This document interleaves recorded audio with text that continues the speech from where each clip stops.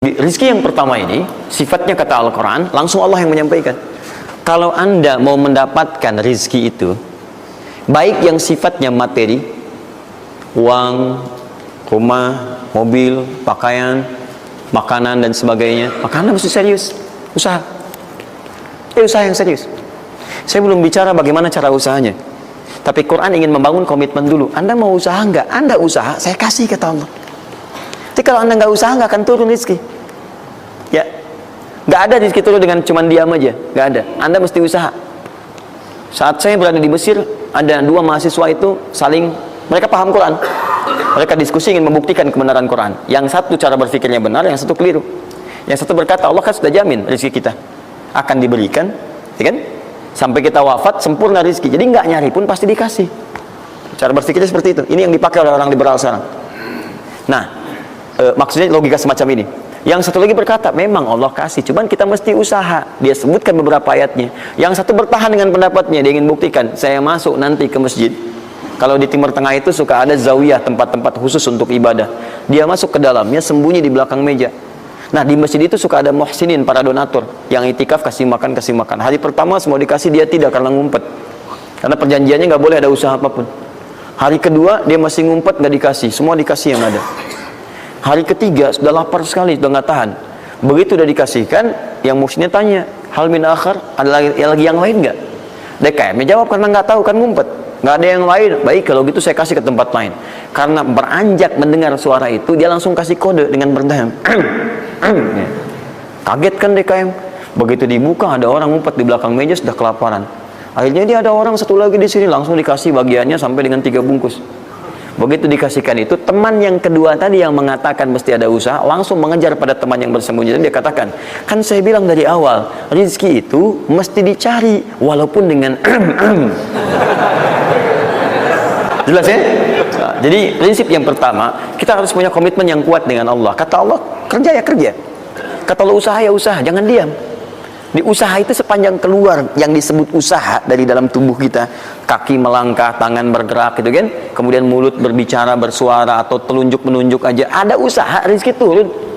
Apa butuh pembuktian lagi? Tuh lihat di beberapa belokan-belokan tuh, cuman orang begini aja, prit, 1000 makasih pak, 2000 makasih bos, ya kan, 5000 paman. Oh, perhatikan, bukankah Allah pemilik rezeki? Masih ingat tadi teori di awal? Pusat rezeki ada di mana? Baik, nah ini teman-teman sekalian, kaidah yang pertama, kalau antum ingin berikhtiar berusaha, maka hal yang pertama dilakukan adalah mendekat dulu kepada pemiliknya. Mohon minta kemudahan, minta petunjuk, minta kenyamanan, minta keberkahan. Itulah sebabnya sebelum kita berangkat, kita sholat dulu. Sholat subuh, sholat fajar, menghadap, usahakan. Makanya Nabi setelah selesai sholat, selalu minta kepada Allah diberikan petunjuk mendapatkan rezeki. Ya, yang di Ibnu Majah nomor hadis 925 itu, Allahumma inni as'aluka ilman nafi'a wa rizqan thayyiba wa amalan mutaqabbala. Minta.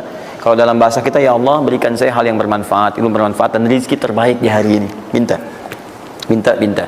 Nah, begitu sampai beliau bermohon pada Allah, Rabbana inni askantu min dzurriyyati biwadin ghairi dzi zar'in inda baitikal muharram. Perhatikan ya.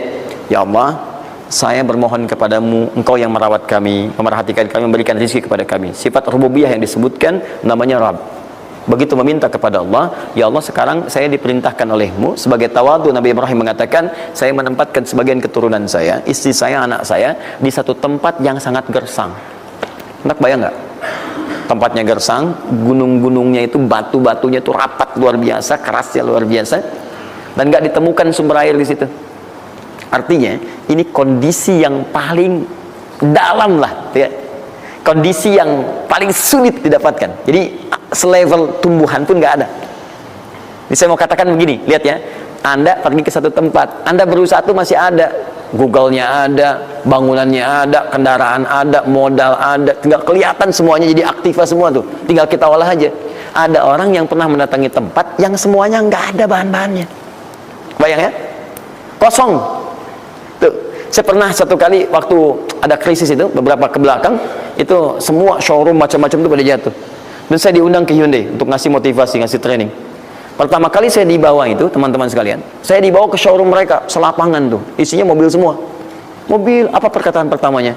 Kata manajernya, Ustaz, itu biasanya kami kosong nih. sekarang banyak seperti ini katanya, mohon nanti diberikan gambaran seperti apa kami mesti semangat macam-macam. Saya bilang, Pak, Bapak itu luar biasa ya. Tahu nggak Pak, orang yang pertama kali menemukan mobil, jangankan mobil begininya, bahannya aja susah nyarinya.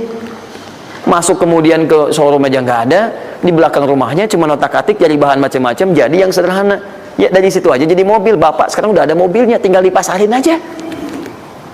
Nah sekarang banyak orang banyak mengeluh. Nabi Ibrahim dulu cuman bawa istrinya ke tempat yang gersang luar biasa, nggak ada potensi apa-apa, materinya kosong, itu gersang, tumbuhan nggak tumbuh.